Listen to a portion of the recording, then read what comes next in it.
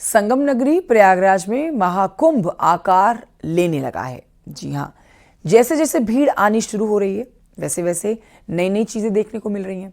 प्रयागराज के अरेल घाट पर डोम सिटी का निर्माण किया गया है। रिपोर्ट देखिए।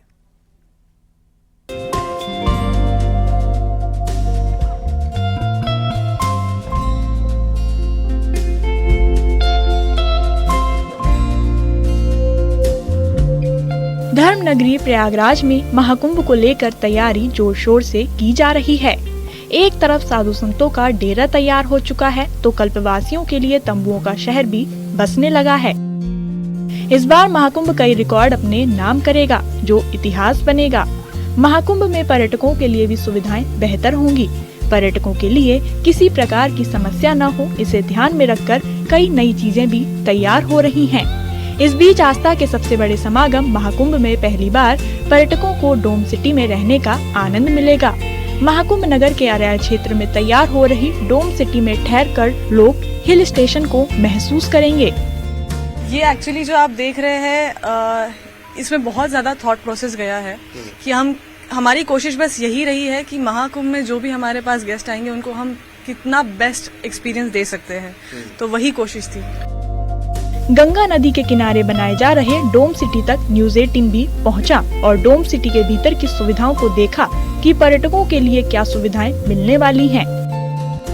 ये देखिए डोम का स्ट्रक्चर है और ये बहुत ही जबरदस्त तरीके का बना है। इसमें 5 स्टार होटल जैसी सुविधाएं होंगी और भी बहुत कुछ है, वो हम आपको अंदर जब चलेंगे तो दिखाएंगे। यहाँ से हम एंटर करेंगे और आप जब यहाँ अंदर पहुंचेंगे तब आपको पता चलेगा कि आप किसी आलीशान होटल में हैं, ऐसा आपको फील आएगा। आप देख सकते हैं कि यहाँ कितना खूबसूरत इंटीरियर के माध्यम से सब कुछ एस्टैब्लिश किया गया है। यहाँ जिन्होंने ये पूरा इंटीरियर डिजाइन किया है, पूरा ये जो देख रहे हैं डोम सिटी का डिजाइन, झूमर आप देखिए क्या खूबसूरत लग रहा है। ये देख रहे हैं, ये नजारा जो है ये गंगा जी का नजारा है। इधर बिल्कुल फ्रंट पर गंगा जी आपको दिखेंगी। इस बार पहली बार डोम सिटी का निर्माण किया जा रहा है। 15 फीट की ऊंचाई पर इसे बनाया जा रहा है। इसमें सात्विक भोजन के साथ साथ सभी लग्जरियस सुविधा मिलेगी। 44 डोम और 176 कॉटेज बनाए गए हैं। इनकी कुल संख्या 220 रहेगी। डोम सिटी के डायरेक्टर से किराए के बारे में भी जानकारी ली गई तो उन्होंने बताया कि डोम का किराया त्योहार के दिनों में 1,11,000 और दूसरे दिनों में 81,000 होगा। वुडन कॉटेज का रेट 62,000 से 41,000 तक है। ये जो डोम आप देख रहे हैं, जो ओवरहेड डोम्स हैं 15 फुट की ऊंचाई पर, इनमें हम पर्व के दिनों में 1,11,000 और सामान्य दिनों में 81,000 रुपए चार्ज करेंगे। और नीचे जो वुडन कॉटेज हैं वहां पर पर्व के दिनों में 61,000 और सामान्य दिनों में 41,000 रुपए। ये 2 लोगों का है, इसमें 2 लोग शामिल हैं। ये पर पर्सन नहीं है, ये पर अकोमोडेशन है। आपको बता दें कि 13 जनवरी से महाकुंभ का आगाज होने वाला है, जिसको लेकर तैयारी अब अंतिम दौर में है। 12 साल बाद लगने वाले महाकुंभ में कई नए इतिहास बनेंगे। Bureau report news 18।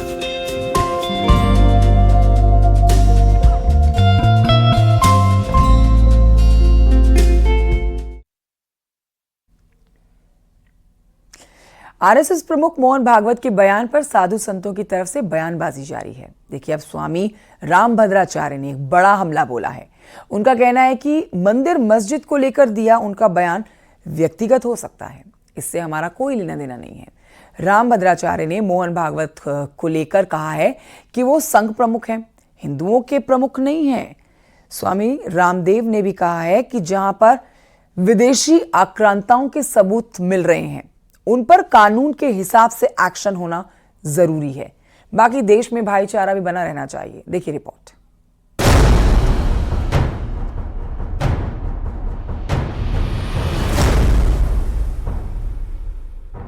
आरएसएस प्रमुख मोहन भागवत के बयान पर स्वामी रामभद्राचार्य ने पलटवार किया है। मोहन भागवत ने कहा था कि मंदिर मस्जिद से जुड़ा मुद्दा कुछ लोग इसलिए उठाते हैं ताकि वे खुद को हिंदुओं के नेता के रूप में स्थापित कर सके। विशेष रूप से राम मंदिर के संदर्भ में ऐसी बातें ज्यादा देखने को मिल रही हैं। इस पर रामभद्राचार्य ने कहा कि मंदिर मस्जिद विवाद और धर्म को लेकर उन्होंने जो कहा वो उनके निजी बयान हो सकते हैं। वो संघ के संचालक हो सकते हैं, हिंदू धर्म के नहीं। श्रद्धेचा आदर सगळं राम मंदिर झालं पाहिजे, ते होत आहे. हिंदूंची श्रद्धा असताना हिंदूंना वाटतं, परंतु असं केलं म्हणजे हिंदूमध्ये नेता होता येतं म्हणून, किंवा अतिरेकी भूतकाळाच्या ओझ्याच्या परिणामामुळे अतिरेकी तिरस्कार, द्वेष, शत्रुता, संशय याच्या पोटी रोज एक नवीन प्रकरण काढणे हे कसं चालेल? हे नाही चालणार. शेवटी आपण आपलं सोल्युशन काय आहे? जगाला आपल्याला दाखवायचं आहे की आपण सगळे एकत्र नांदू शकतो. ये कौन होते? मैं 20 बार कह रहा हूं, हिंदू धर्म की व्यवस्था के लिए वो तो नहीं ठेकेदार है. हिंदू धर्म की व्यवस्था हिंदू धर्म के आचार्यों के लिए हाथ में है, उनके हाथ में नहीं. वो किसी एक संगठन के प्रमुख बन सकते हैं, हमारे नहीं. संपूर्ण भारत के वो प्रतिनिधि नहीं है. मोहन भागवत ने धर्म को लेकर भी बयान दिया था। उन्होंने कहा था कि धर्म को लेकर गलतफहमी, अधूरी समझ की वजह दुनिया भर में अत्याचार हो रहे हैं। म्हणून हा धर्म समजवावा लागतो आणि समजवणं फार कठीण गोष्ट आहे. मनुष्य समजत नाही. मी खूप ज्ञानी मनुष्य असेल तर त्याला त म्हटल्यावर ताकभात लगेच लक्षात येतो. फार अज्ञानी माणूस असेल तर सांगणारा ज्ञानी आहे त्याला माहीत असतं म्हणून त्याचं तो लगेच ऐकतो. धर्म हा समजावा लागतो. तो नीट नाही समजला तर त्या धर्माच्या अर्धवट ज्ञानाने अधर्म होतो. जगामध्ये धर्माच्या नावाखाली जितके अत्याचार झाले आहेत ते या चुकीच्या समजुतीमुळे झाले आहेत. आणि म्हणून तो धर्म समजवायचं काम करणारे संप्रदाय असावे लागतात. नुसते पंथ असून चालत नाही. योग गुरु स्वामी रामदेव का कहना है कि जहां विदेशी आक्रांताओं के मंदिर ध्वस्त करने के सबूत दिख रहे हैं, वहां पर कानूनी लड़ाई होनी चाहिए. बाकी देश में भाईचारा रखा जाए, ये भी जरूरी है. बड़े तीर्थ हैं, बड़े गौरव के स्थान हैं, उनके ऊपर तो कुछ निर्णय करना ही चाहिए, जिससे कि जिन आक्रांताओं ने सनातन का विध्वंस मचाया, उन पापियों के उस पाप का थोड़ा फल तो मिलना चाहिए. बाकी देश में भाईचारा भी कायम रहना चाहिए. रामभद्राचार्य ने बांग्लादेश में हिंदू अल्पसंख्यकों पर हो रहे अत्याचार को लेकर कहा कि सरकार इस पर कदम उठा रही है, लेकिन अब और कठोर कदम उठाना चाहिए. साथ ही प्रयागराज में आयोजित होने वाले कुंभ के आयोजन पर उन्होंने खुशी जाहिर की. न्यूज़ 18 के लिए ब्यूरो रिपोर्ट.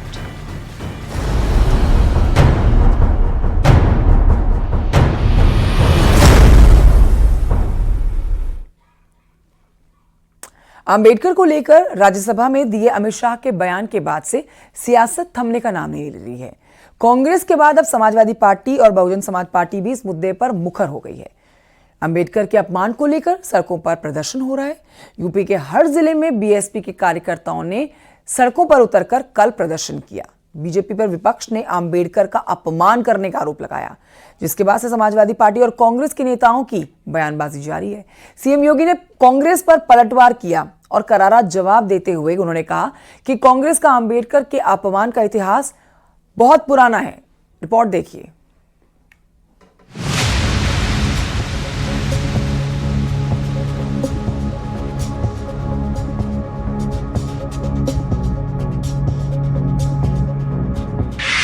संसद के शीतकालीन सत्र के दौरान राज्यसभा में गृह मंत्री अमित शाह के जरिए बाबा साहेब भीमराव अंबेडकर पर दिए बयान के बाद से सियासत जारी है. यूपी में बहुजन समाज पार्टी ने कई जिलों में प्रदर्शन किया और गृह मंत्री से माफी की मांग की. सोशल मीडिया प्लेटफॉर्म पर मायावती ने अपने पोस्ट में पार्टी कार्यकर्ताओं का आभार जताया. उन्होंने कहा कि हमारी पार्टी के कार्यकर्ताओं ने शांतिपूर्ण तरीके से धरना प्रदर्शन किया. विपक्ष के प्रदर्शन और विपक्ष के बयानों के बीच सीएम योगी ने प्रेस कॉन्फ्रेंस कर विपक्ष पर बड़ा हमला बोला. और कांग्रेस ने अपनी कुत्सित मंशा का परिचय बाबा साहब भीमराव अंबेडकर के प्रति अपने विद्वेष भावना को तब परिचय दिया जब यूपीए की सरकार थी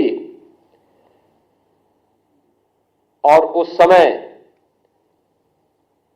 उन्होंने पाठ्य पुस्तकों के उस कार्टून को,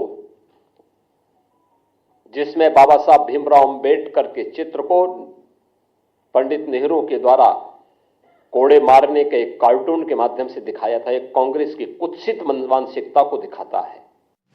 सीएम योगी ने कहा कि कांग्रेस ने हमेशा बाबा साहेब का अपमान किया, लेकिन आज वही कांग्रेस लोगों के बीच झूठ और भ्रम फैलाने का काम कर रही है। लेकिन कांग्रेस की मंशा को बीजेपी कामयाब नहीं होने देगी। तथ्यों के आधार पर कांग्रेस और विपक्ष के झूठ को बेनकाब करेगी। कौन नहीं जानता है कि बाबा साहब भीमराव अंबेडकर को पहला हम चुनाव 1952 में मुंबई नॉर्थ से,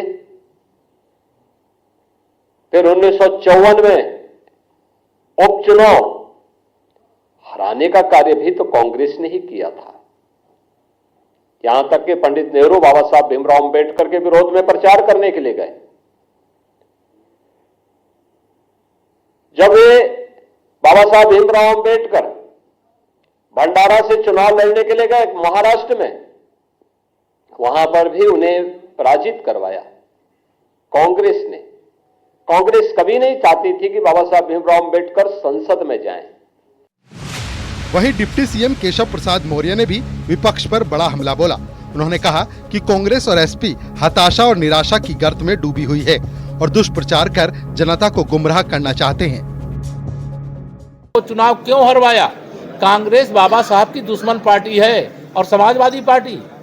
श्री अखिलेश यादव जी मुख्यमंत्री थे, इनके चच्चा मोहम्मद आजम खान मंच से भाषण कर रहे थे, बाबा साहब की प्रतिमा को दिखा करके ये उंगली दिखा रहे हैं। इनकी उंगली जहां तक जाती है वह सारी भूमि इनकी हो जाती। इस प्रकार के उनके सामने बोलते हुए अपमान किया। कन्नौज में बाबा साहब की मूर्ति तोड़ी और करहल के चुनाव में एक दलित बेटी की हत्या केवल इसलिए कर दिया कि उसने कहा कि हम भाजपा को वोट देंगे। इनका सबका दोगला चरित्र है, दोहरा चरित्र है।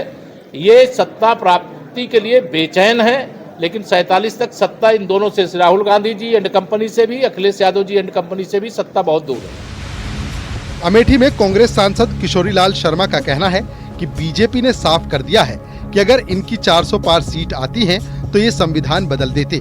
गृह मंत्री या तो माफी मांगे या फिर इस्तीफा दें। तो उनके अंदर उन्होंने जिस भाव से अंबेडकर जी का नाम लिया, तो उन्होंने चरितार्थ कर दिया कि ये अगर 400 सीटें क्यों आती तो ये संविधान जरूर बदलते।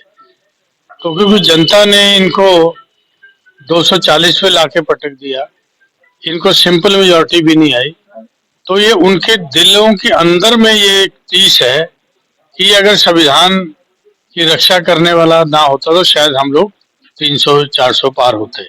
उसी को लेके हम लोग, पूरी कांग्रेस आम जन के बीच जा रही है कि अगर इनकी मंशा उस दिन सामने आ गई तो हमारा ये है कि वो माफी मांगे या अपने पद से उनका रिजाइन पीएम लें।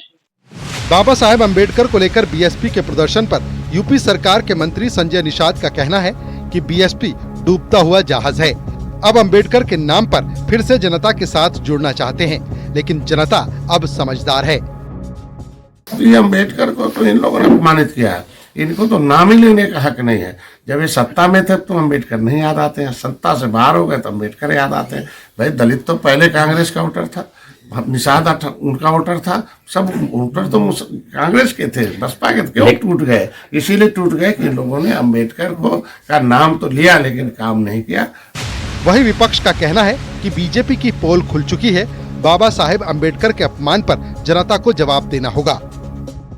पश्चिम उत्तर प्रदेश हो, पूर्वी उत्तर प्रदेश हो, देश हो, सारे के सारे देश में भारतीय जनता पार्टी की पोल खुल चुकी है और ये लोग मान चुके हैं कि भारतीय जनता पार्टी सिर्फ हिंदू मुसलमान करके वोटों की फसल को लहलाना चाहती है। शोषित वंचित वर्ग जो है ये जान चुका है कि भारतीय जनता पार्टी के डीएनए में है बाबा साहब के लिखे संविधान के साथ छेड़छाड़ करना और बाबा साहब को अपमानित करना। आज इसी वजह से भारतीय जनता पार्टी के लोगों को घूम घूम करके सफाई देनी पड़ रही है। लेकिन पीडीए के लोग, दलित शोषित वंचित लोग, बाबा साहब को चाहने वाले लोग ये चीज जान चुके हैं कि भारतीय जनता पार्टी ने सिवाय जो है बाबा साहब को अपमानित करने के अलावा कुछ नहीं किया है। देखिए अब इससे कुछ होने वाला नहीं है।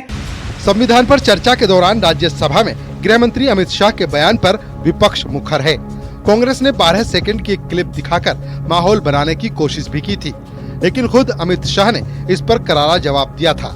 लेकिन अब दलित वोट बैंक के लिए कांग्रेस, एसपी और बीएसपी इस मुद्दे को जिंदा रखना चाहते हैं।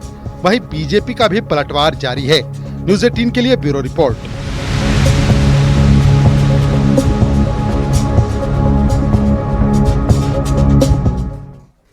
संभल में बिजली चोरी के बड़े खुलासे के बाद पश्चिम यूपी में बिजली चोरी को सीएम योगी के आदेश के बाद इस पर बड़ा अभियान चलाया जा रहा है। बिजली विभाग के मुताबिक करोड़ों रुपए की बिजली चोरी होती है। बिजली विभाग का दावा है कि अभी तक 34,275 बिजली चोरी के मामले पकड़े गए हैं।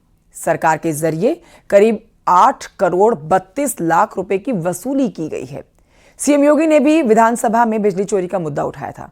वहीं विपक्ष बिजली विभाग के एक्शन को सियासी बता रहा है। रिपोर्ट देखें।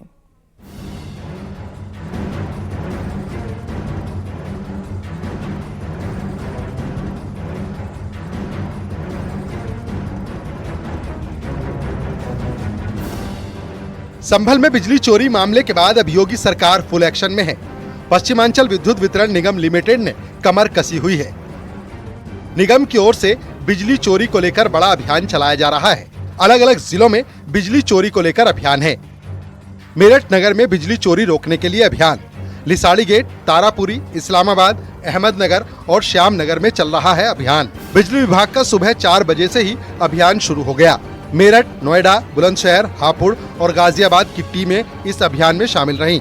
पीएसी की नोट टीमें भी बिजली विभाग के अभियान में शामिल रहीं। सभी मोहल्लों के 244 कनेक्शन चेक किए गए। चेकिंग के दौरान 19 बिजली चोरी के मामले पकड़े गए। संभल के बाद से बिजली विभाग और पुलिस प्रशासन की टीम का एक्शन जारी है। संभल से एसपी सांसद बर्क पर बिजली चोरी को लेकर नोटिस जारी हुआ है। 15 दिन के अंदर सांसद को जवाब देना है। एसपी सांसद बर्क पर बिजली चोरी को लेकर 1 करोड़ 91 लाख का जुर्माना लगा है। कि यदि कोई समस्या आती है तो उसको भी हम जो है त्वरित तौर पे उस पे जो है क्वालिटी कार्रवाई करते हुए उनका समाधान करा पाए। इलेक्ट्रिसिटी थेफ्ट जो है वो बिल्कुल भी स्वीकार्य नहीं है और उसके लिए जो है हम रेड्स की कार्रवाई लगातार कर रहे हैं। जहाँ जहाँ पे थेफ्ट मिल रही है वहाँ हमारी जो है निरंतर कार्रवाई चल रही है और जो है आगे भी चलती रहेगी। बिल्कुल भी एक्सेप्टेबल नहीं है। एक तरफ संभल में पुराने मंदिरों और धरोहरों के जीर्णोद्धार का काम जारी है, वहीं बिजली चोरी पर भी चौतरफा लगाम कसी जा रही है। अभी तक बिजली चोरी के मामलों में करीब 1300 एफआईआर दर्ज की जा चुकी हैं। करीब 5.5 करोड़ रुपए का जुर्माना भी लगाया गया है। हैरानी की बात यह है कि कई मस्जिदों और मदरसों में भी बिजली चोरी पकड़ी गई है। खुद सीएम योगी ने विधानसभा में बताया कि मस्जिदों की छतों पर अवैध बिजली घर बनाए गए थे, जिसके जरिए घरों में बिजली सप्लाई की जा रही थी। पुलिस की जांच में पता चला है कि 100 से ज्यादा घरों में बिजली सप्लाई की जा रही थी। कई मस्जिदें ऐसी पाई गई जिन मस्जिदों के ऊपर एक इल्लीगल सब स्टेशन बना करके वहां से कनेक्शन बांटे गए थे लोगों को फ्री में। समाजवादी पार्टी ने आरोप लगाया है कि बिजली बिलों के एक्शन को लेकर सरकार सिर्फ माहौल बना रही है, क्योंकि बिजली विभाग को प्राइवेट सेक्टरों के हाथों में देने की तैयारी कर ली गई है। वहीं बीजेपी का कहना है कि जो लोग बिजली चोरी करेंगे उन्हें बख्शा नहीं जाएगा, फिर चाहे कोई भी हो। योगी आदित्यनाथ की सरकार ने गरीबों, मजलूमों, किसानों के साथ जो ज्यादती करने की शुरुआत की है, उसका खामियाजा योगी आदित्यनाथ की सरकार को भुगतना पड़ेगा। सरकारी महकमों के ऊपर भारी बकाया बिजली विभाग का है, वह देनदारी योगी आदित्यनाथ की सरकार तो पूरी नहीं कर पा रही है। छोटे से ब्रेक के लिए रुकना होगा, जल्द लौट रहे हैं।